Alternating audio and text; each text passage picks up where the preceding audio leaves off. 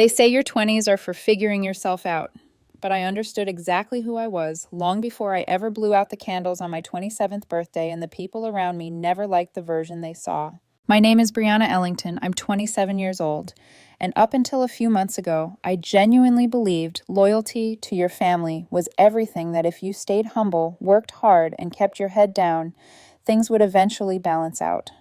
That one day, without me having to ask, the people I loved would finally notice the weight I'd been carrying. But life has a way of peeling the truth off slowly, like wallpaper coming loose at the corners. Growing up, I was the middle child wedged between two loud, demanding siblings. Emily, my older sister, the self-appointed leader of the family, and Jake, the golden baby boy, who always seemed to come pre-packaged with everyone's sympathy. Our parents weren't subtle about playing favorites. They didn't even try. Emily could do no wrong. She was dramatic, brilliant in her own mind, and had a gift for turning every family gathering into her personal TED Talk. She once interrupted my birthday cake cutting to announce her new position at a startup no one had heard of. Our parents applauded like she'd solved world hunger. Jake, 4 years younger than me, cried once because he didn't get the same birthday present 2 years in a row. Not even something better, just different. Mom and Dad practically built a shrine around him. If he so much as passed a college class, the whole family gathered for a celebratory dinner. Meanwhile, when I got a raise at work or paid the electric bill again because Jake forgot nothing, not even a thanks, Brianna, I told myself it was fine. I wasn't the type to demand recognition. I worked 2 jobs through college, didn't ask for help, didn't cause problems. I was the reliable one, the fixer, the quiet backbone. And when Jake totaled his first car, I co-signed the lease for the BMW he still drives today. When Emily drowned herself in credit card debt, I paid off a chunk so her score wouldn't tank. Never, not once, did I ask for anything in return. That was just what you did right. You helped the people you loved, and one day they would help you right back. Only, my turn never came. Everything started shifting earlier this year when I got promoted. I'd been grinding for months, late nights, impossible deadlines, the constant pressure of proving myself in a team that often overlooked me. When I finally got the role, something inside me lit up. It wasn't just pride, it was proof. Proof that all my sacrifices, the weekends alone, the birthdays, missed the bills I quietly covered so no one else would have to, it all meant something. So I texted my family. I wanted to share the moment with them. Big news, got the promotion. Dinner this weekend, my treat. The replies came. Emily, congrats. I'll check my calendar. Jake, Nace, sis. Mom. We'll see. You know your sister's been house hunting. House hunting. That was news to me. Last I heard, Emily was living in a luxury apartment downtown that cost more than my mortgage. But I brushed it off. I figured they'd still make time. I booked a reservation at my favorite Italian place, a cozy spot I'd loved since college. Saturday night, corner booth, 6 o'clock. I even called ahead and asked if they could bring out a small cake after dinner, just something sweet to mark the moment. I showed up early wearing a soft blue blouse I'd saved for special occasions. I even ordered a bottle of wine to get things started. 6:30, 7:15. Nothing. I checked my phone again. No missed calls, no texts. The waiter approached for the 3rd time, sympathy written all over him. Still waiting on the rest of your party. Just a few more minutes, I said, forcing a smile. By 7:45, I ordered my meal alone. I twirled pasta with my fork, chewing slowly, pretending I didn't see the pity in the waiter's eyes each time he passed. When he brought out the little cake with congrats, Brianna piped in red frosting, I almost laughed. It felt like a joke the universe was playing on me. Then my phone buzzed. Not a text, an Instagram notification. Emily had posted a photo. A smiling selfie, champagne glasses raised, Jake in the background grinning. The caption, "Cheers to the new homeowner." So proud of my baby brother. My stomach dropped. Not only had they skipped my dinner, they had thrown a celebration for Jake, bought him a condo, probably furnished it too. I had just covered his car insurance the week before. Something inside me shifted then. Not anger, not even sadness, just realization. I paid the bill for my lonely dinner, left a generous tip, and walked out to the quiet street. Jake's shiny BMW was parked beside my dusty sedan. I stared at it for a long moment. Then I reached into my bag, found a pen, tore the corner off an old receipt, and wrote 4 words. "Figure it out, B." I slipped it under his windshield wiper. Then I pulled up my insurance app and canceled his coverage. Effective at midnight. The next morning, when the sun climbed over the city skyline, my phone showed 56 missed calls. I didn't answer any of them. I lay awake, staring at the ceiling, the pale blue glow of my phone flickering beside me. The calls came in waves. Jake. Mom. Emily, Mom. Again, finally. Dad.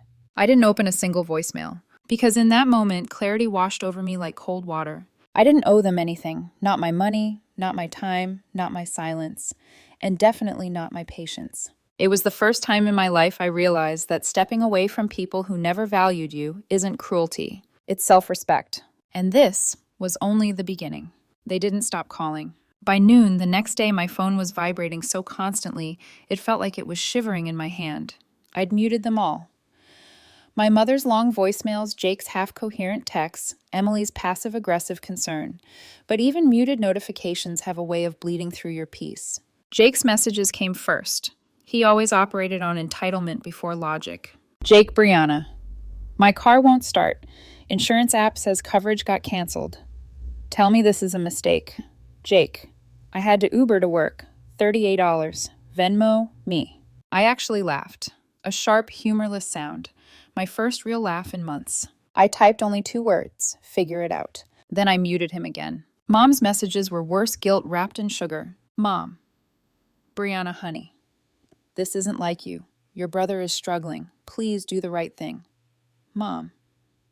Your father and I are disappointed. We raised you better than this. Mom. We're discussing this tonight. Call us.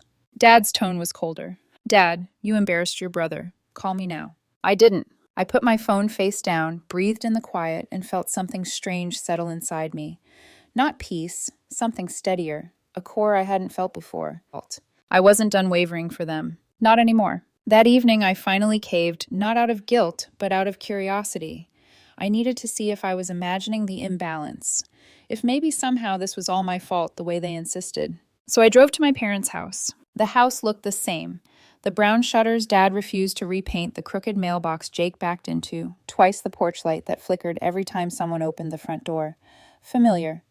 Comforting even. Until I walked inside. Jake was on the couch, shirtless crumbs stuck to his chest, Xbox controller in hand, looking like a monument to apathy. He didn't look at me when he muttered, "Oh, look, the queen has arrived." I ignored him. Mom was in the kitchen chopping vegetables with the ferocity of someone reenacting crime scenes. "I figured you'd come," she said without turning around.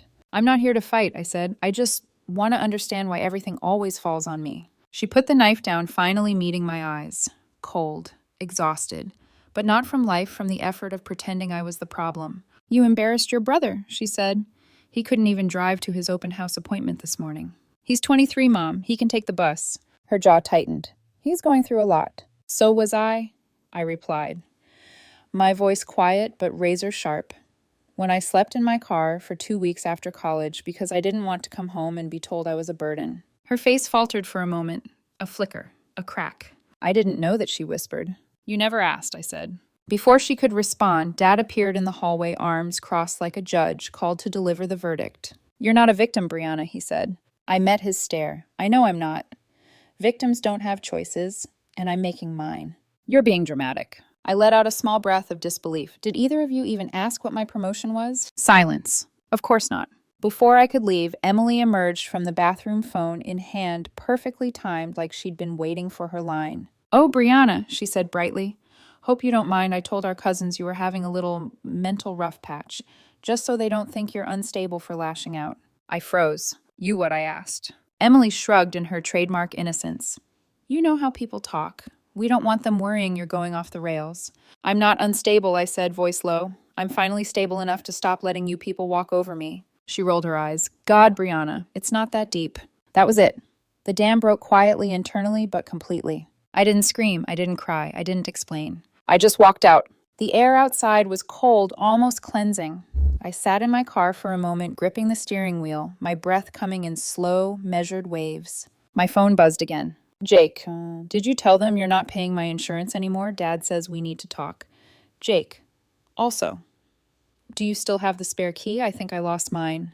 I turned off my phone. For the first time in my life, the silence felt like a blanket instead of a punishment. And that's why 3 days later, when I walked into my dark apartment after a late shift, I knew immediately that something was wrong.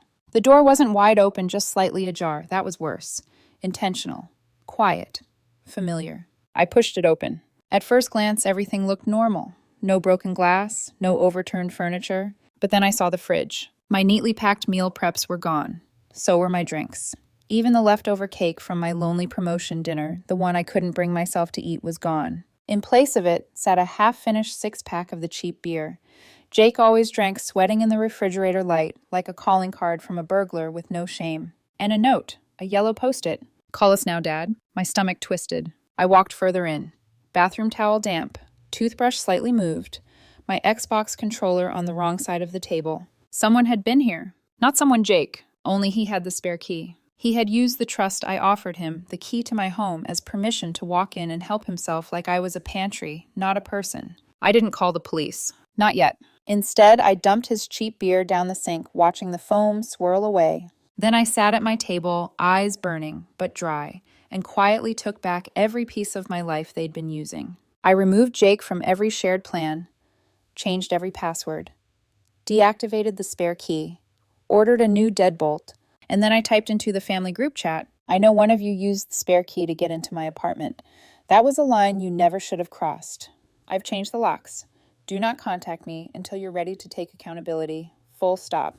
Then I left the group chat entirely. I thought the message would make me feel powerful. Instead, I felt something heavier. Not regret, not fear. Just the strange, hollow ache of choosing myself for the first time. The days that followed were unnervingly quiet. My phone, which once buzzed like an angry wasp nest, now sat motionless on my kitchen counter.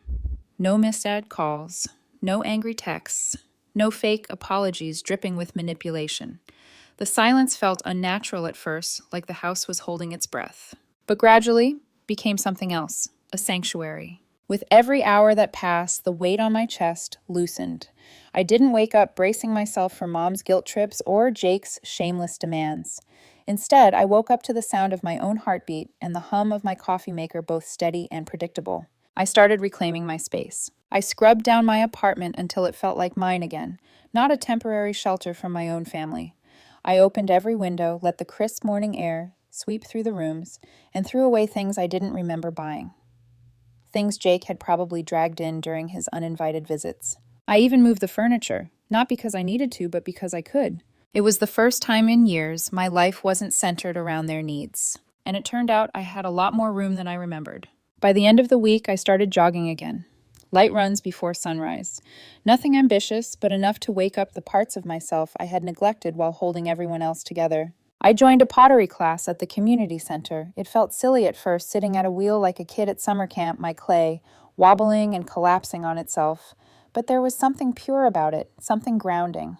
It made me feel like I was shaping my own life again, not just patching up the cracks in everyone else's. I even reconnected with coworkers I'd long kept at a distance.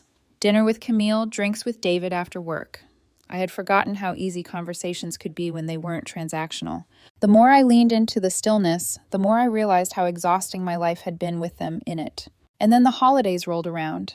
Thanksgiving used to be chaos, burnt rolls, forced photos, Emily complaining about the gravy, Jake refusing to help because he's the baby. This year they were hosting and hadn't invited me, or maybe they had convinced themselves I should be the one begging. But I didn't. I cooked for myself a simple meal, steak, roasted vegetables, a glass of wine, and small chocolate cupcakes. I lit candles. I watched The Martian. I curled up on the couch in my softest sweater. And it was the best Thanksgiving I'd had in years. No bickering, no tension, no feeling invisible. Just peace. That should have been the end of it, a clean, quiet break. But narcissists don't let go easily. The first crack in the quiet came a week later. I was at work when my phone buzzed. An unfamiliar number. I let it go to voicemail, assuming it was a scam. But when I checked it during lunch, my blood ran hot. It was my mother, her voice sharp and quivering. "Brianna, I am done playing these games. You owe your brother an apology. He's had a hard enough time as it is, and now he has to take the bus like some teenager. This has gone on long enough. Call us back." I deleted it. 2 minutes later, another voicemail. Jake, slurring, probably drunk. "You think you're better than me because you got some stupid office job? They didn't promote you because you're good. They promoted you because you're boring. You don't question anything. You're nothing without us." I didn't delete that one. I saved it. Then came Dad. His tone cold, measured, rehearsed. You've made your mother cry multiple times. If this continues, don't expect to be welcomed back into the family. You're being selfish, completely unreasonable. That message I listened to twice. Not because it hurt, but because of how familiar it sounded. Every accusation was a recycled script lines I had heard my entire life. And for the first time, it didn't work. It bounced off me like rain hitting stone. The next escalation came from somewhere I didn't expect: my apartment complex. I came home to an email titled, "Notice of Guest Violation and Complaint." My heart dropped. I opened it and read the lines twice, then again slower. Someone claiming to be your brother attempted to enter the building, insisting they had left something important in your unit. When denied access, the individual caused a disturbance, yelling and banging on the glass. Security was required. Jake. I didn't need to see footage to know. I called the building office immediately. Voice steady but cold. I confirmed that Jake was not allowed to visit. I revoked all family members as emergency contacts. I replaced them with a trusted coworker, someone who wouldn't weaponize proximity. The office noted everything, their tone shifting from annoyance to concern. By that night, the quiet returned, but it felt different now. Not peaceful, watchful, like the silence after a storm when you know the sky is still deciding whether to unleash another. But even in that tension, something else grew: a version of myself I'd never met before. A woman who chose herself. A woman who no longer bent under guilt. A woman who didn't crumble because she'd stopped holding up people who never intended to stand on their own. I was changing piece by piece. Each morning jog, each pottery session, each dinner with a friend, each quiet night without a single text demanding something from me. My life wasn't perfect, it was just mine. And I had no idea that the biggest fracture, the one that would shatter everything beyond repair, was already forming beneath the surface. Waiting, preparing, about to erupt into something I could never come back from. The first truly cold morning of December arrived with a kind of sharpness that felt personal, like the universe was clearing its throat before delivering bad news. I woke to frost webbed across my bedroom window and a phone vibrating with the stubborn persistence of someone who refused to accept silence as an answer. It was my mother again. She left a voicemail I didn't need to hear to know the tone: righteous, brittle, disappointed. But I pressed play anyway. "Brianna, enough. Your brother is devastated. We all are. You need to stop isolating yourself and apologize before this becomes irreversible. Family is family no matter what." That last line, "family is family," was the same phrase she used whenever she wanted me to swallow something sharp without flinching. I deleted the message. 10 minutes later, another call. Dad. I let it go to voicemail. Then Jake. Muted. Then Emily, who always adopted Mom's emotions like accessories. "Emily, look. I get you're upset, but you can't keep punishing everyone. It's childish. Come to dinner Sunday so we can talk." Talk! That was the word they used whenever they meant, "Sit down and let us explain why you're wrong." I didn't reply. As the winter deepened, so did the distance between us. My life became quieter but richer in small ways. I added more pieces to my apartment. New throw blankets, plants, a small bookshelf for the art supplies, multiplying in my living room. It no longer felt like a place I slept in between obligations. It felt like a home. My coworkers stopped looking surprised when I joined them for lunch, instead of using the hour to take panicked calls from my family. I started spending Saturdays at a tiny cafe a few blocks from my apartment, sketching people who didn't know they were being turned into charcoal silhouettes. And then something unexpected happened. One morning at the cafe, while picking up my usual latte, I heard someone say my name with a warm, almost musical lilt. "Brianna, is that you?" I turned around and saw her Mrs. Dempsey, my high school art history teacher. Her hair was grayer now, but her eyes were just as sharp and soft as I remembered. "Wow," I breathed. "It's been forever." We talked for a bit when she retired, how she'd started doing community art workshops, how proud she was to see former students thriving. I told her I'd taken up pottery, and her smile was the kind that didn't feel forced or performative. "You always had depth," she said. I could tell even back then. Something inside me cracked open, not painfully, but tenderly. When was the last time someone saw me without resentment, expectation, or comparison? Never, maybe. That night, I pulled out an old sketchbook I hadn't touched in years. My lines were shaky, uneven, but something in them felt alive. By the next week, I was attending her open studio nights, 3 hours of messy creativity, laughter, and the kind of silence that wasn't heavy.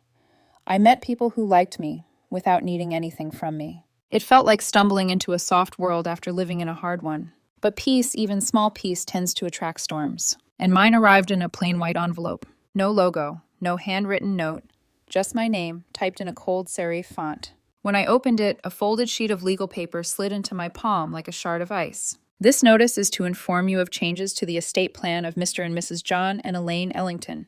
Per their instruction, you have been removed as a named beneficiary. This decision is final. No further communication is necessary.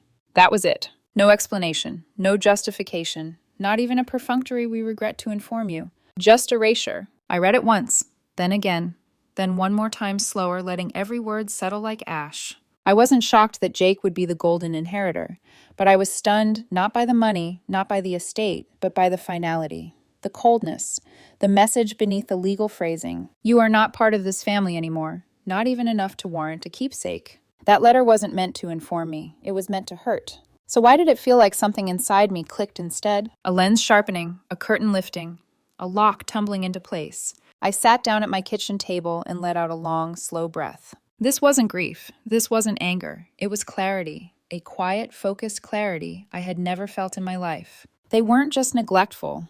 They weren't just ungrateful. They were willing to amputate me the moment I stopped serving them. That was the truth I had refused to see. This wasn't a family conflict. This was a pattern, a system, a machine that needed someone to feed it. And for years, I had been the fuel. But they had taught me something without meaning to. If they could cut me out so cleanly, then I could cut them out too. Not loudly, not dramatically. Quietly, strategically, permanently. The version of me who accepted their scraps was gone. And the woman sitting at that table, the one staring at a legal notice that attempted to erase her, felt something new blooming inside her. Not revenge, not victory, control. For the first time in my life, I had leverage, and I intended to use it. That letter, the one meant to erase me, didn't break me. It activated me. It was like someone had slid a long hidden key across the table, a key that unlocked the part of me I didn't know existed, the part that wasn't built for endurance or forgiveness, but for strategy. I didn't pace, I didn't cry, I didn't call them. I made tea, I opened my laptop, and I began. The first person I reached out to was Marcus, a financial advisor I'd met at a work conference 2 years earlier. We'd kept in casual touch, exchanging LinkedIn comments and music recommendations.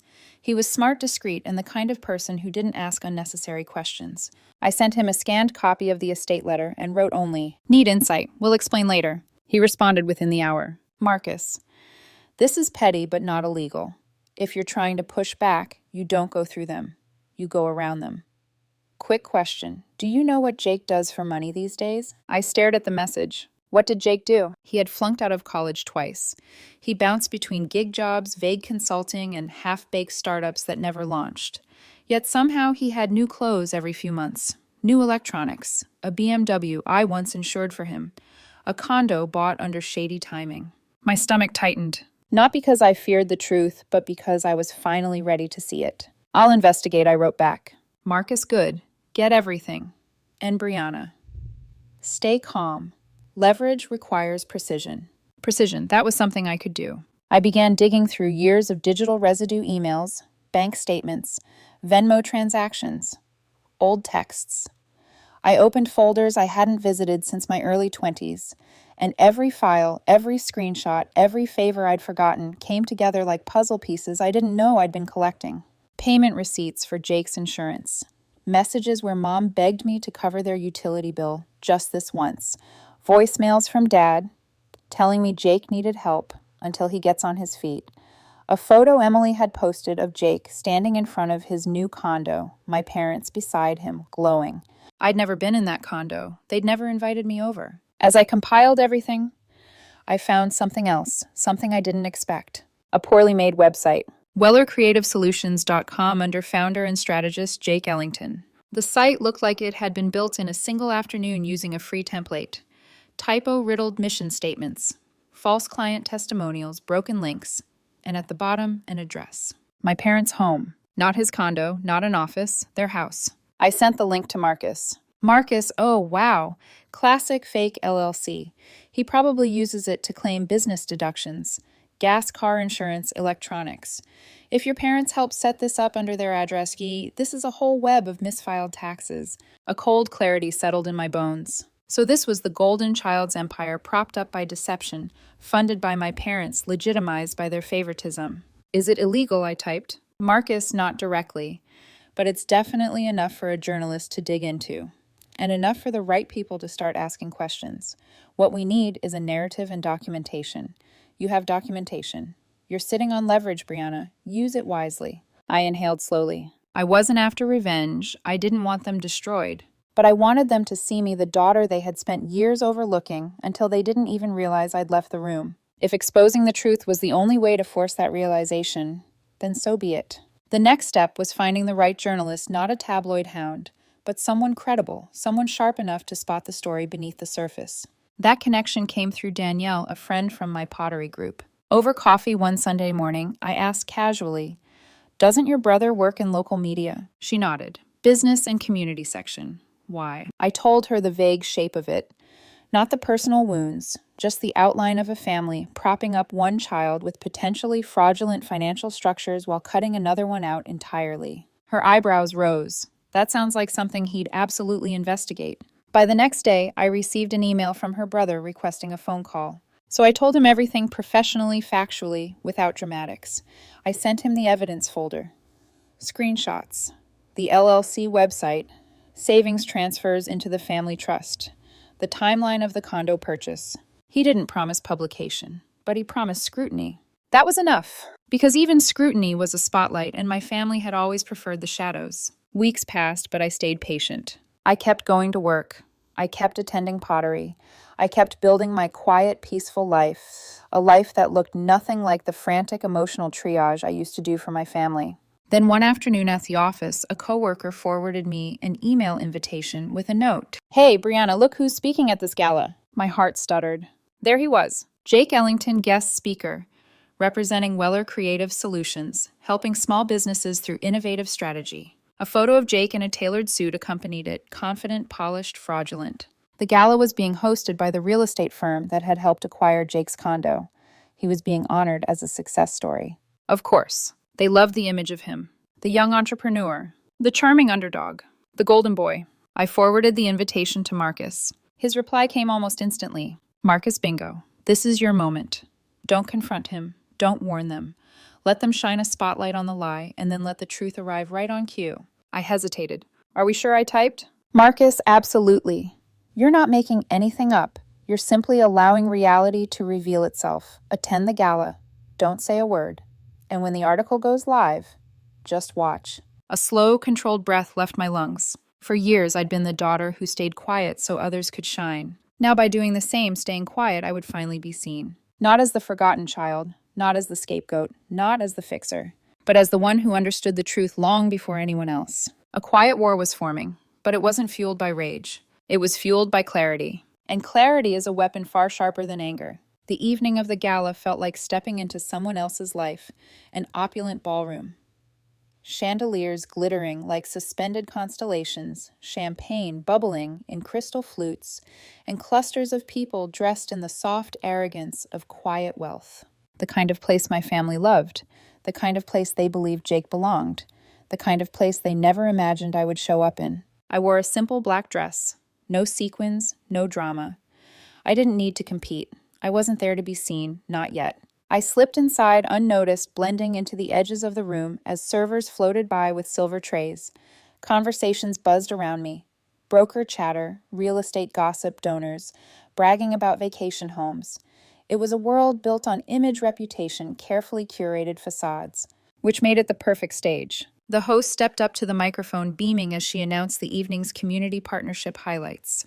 My stomach tightened when she reached the part I knew was coming. "And now we have the pleasure of honoring a rising star in entrepreneurship, someone who turned a small idea into a thriving business that's uplifting local clients." My fingers closed around the base of my champagne glass. "Please welcome Jake Ellington, founder of Weller Creative Solutions." The applause rolled through the ballroom like a warm tide. And there he was. Jake stepped on stage in a navy custom-fitted suit, shoulders back, smile wide enough to crack glass. Mom and Dad were front row, Mom glowing with pride, Dad upright and stiff like he'd personally sculpted Jake from marble. They looked so happy, blindingly happy. Of course they were. They were about to showcase their favorite child to a room full of influential strangers, finally getting everything they wanted, everything they believed he deserved. I checked my phone discreetly. 8:29 p.m. 1 minute. My heart thudded, not with fear, but with a slow, steady certainty. The moment was coming. The moment all the carefully arranged lies would collide with truth. 8:30 p.m. A message lit my screen. From the journalist publishing now, it's live. I didn't smile, not even internally. I just took a sip of my champagne and watched. At first, nothing changed. Jake launched into his speech the same polished narrative he'd fed employers' girlfriends and family gatherings for years. When I started Weller Creative Solutions, I had one mission, helping small businesses turn their ideas into reality. He spoke with practiced sincerity, pacing slightly, hands open in calculated humility. Then it began. A ripple. A soft disturbance. One person in the crowd glanced down at their phone, then another, then a cluster of them. Brows furrowing, whispers spreading, screens lighting up like sparks in dry grass.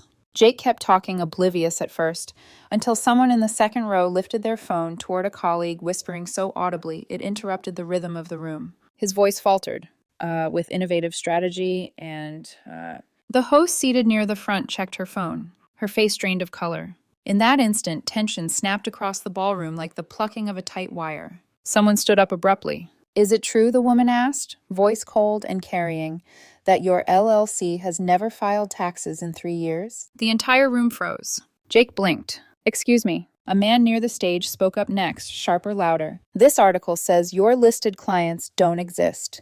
What exactly do you do, Mr. Ellington?" The journalist had done his job. The article was thorough, documented, undeniable. Fake clients, a trust-funded condo, questionable business expenses, inactive LLC status, financial discrepancies linking back to the family address. Jake's mouth opened and closed like a fish dragged onto land. Mom clutched her chest. Dad shot up from his seat, eyes scanning the room for someone to blame. The host whispered frantically to an aide. Conversations erupted everywhere, shocked, hungry murmurs ricocheting off crystal and marble. Jake stumbled over his next line. That's a misunderstanding. This is taken out of context. My team." "You don't have a team," another voice snapped. Cameras flashed, phones pointed. The room was unraveling. Jake looked at his parents, panicked, begging for rescue. Dad shook his head, face stony. Mom looked like she was about to faint. The event organizer rushed to the stage, whispered in Jake's ear, and he staggered from the podium like a man walking away from a wreck he caused, but didn't understand. They hurried him into a side hallway. And like gravity, I followed. I didn't walk fast. I didn't need to. When I reached the corner, I heard the chaos already unfolding behind the closed doors. Dad's voice thundered, cracking under fury. "What did you do, Jake?" Mom's voice trembled, frantic. "Oh my God, this can't be happening. This can't be real." Jake snapped back, desperate and high-pitched. "It's not my fault. Someone set me up." That was my cue. I stepped into the hallway. "Evening," I said softly. All three of them spun around. Mom's face crumpled. "Brianna." Jake's expression twisted into something between rage and dread. Dad's jaw clenched so tight a vein bulged at his temple. I stepped closer, calm as still water. "You all look surprised to see me." Jake's voice cracked. You did this. You ruined my life." I tilted my head. "No, Jake. You did that yourself. I just stopped shielding you from the consequences." Mom stepped forward, shaking. "Brianna, you went too far. This will destroy us." I met her eyes finally directly and felt nothing but clarity. "You destroyed me years ago. I just returned the favor." She gasped. Dad looked at me with a mixture of anger and something else, something like fear. "You understand what you've done?" he demanded. "Yes," I said simply. "For the first time, I understand exactly what I'm doing." Jake lunged a step forward. "You think you're better than us.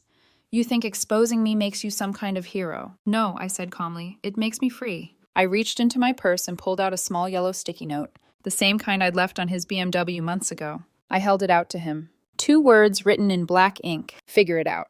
Jake stared at it like it was an explosive device. I didn't wait for a reaction. I turned, walked down the long, glittering hallway. And when I pushed open the ballroom doors, I didn't look back. By the time I stepped into the night air, the article was trending.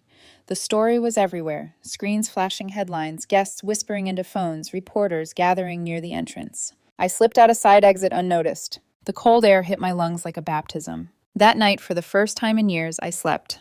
Deeply, fully, peacefully. While the world finally saw the truth I had known all along. Fallout isn't loud. At least not always. Sometimes it arrives quietly, an email here, a headline there, a voicemail left late at night.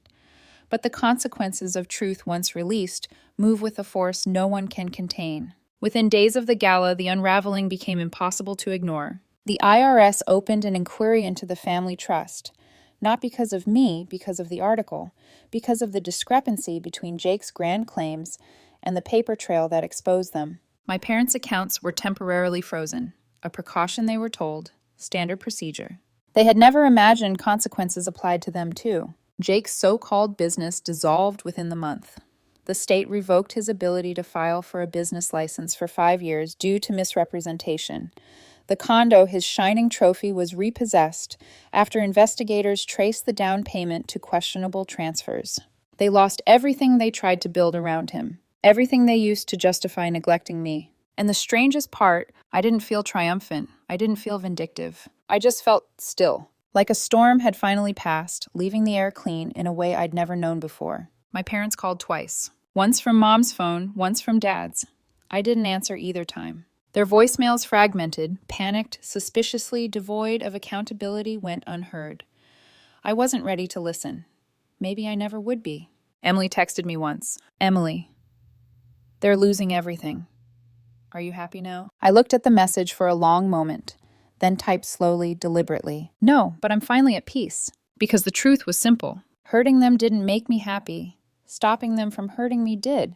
My life began to bloom in all the places they once cast shadows. Work became easier, lighter now that I wasn't carrying the weight of their chaos on my back. My boss looped me into new projects, praised my clarity under pressure, hinted at bigger opportunities. I was seen, valued, respected. Outside of work, I kept attending open studio nights with Mrs. Dempsey. My pottery improved, still crooked, still imperfect, but unmistakably mine. And that's where I met him. Evan. Soft-spoken, steady-handed, always wearing shirts with clay smudges on the sleeves. He joined my table one night during a wheel-throwing session, glanced at my lopsided vase, and said, "That's not a mistake, that's character." I laughed, really laughed, and something inside me shifted. Evan didn't want anything from me. He didn't expect me to fix him. He didn't treat my quietness as emptiness. He saw me, not out of obligation, not out of blood ties, but choice. We started seeing each other casually, coffee after class, late-night walks under streetlights. The kind of gentle companionship I didn't know how to receive at first.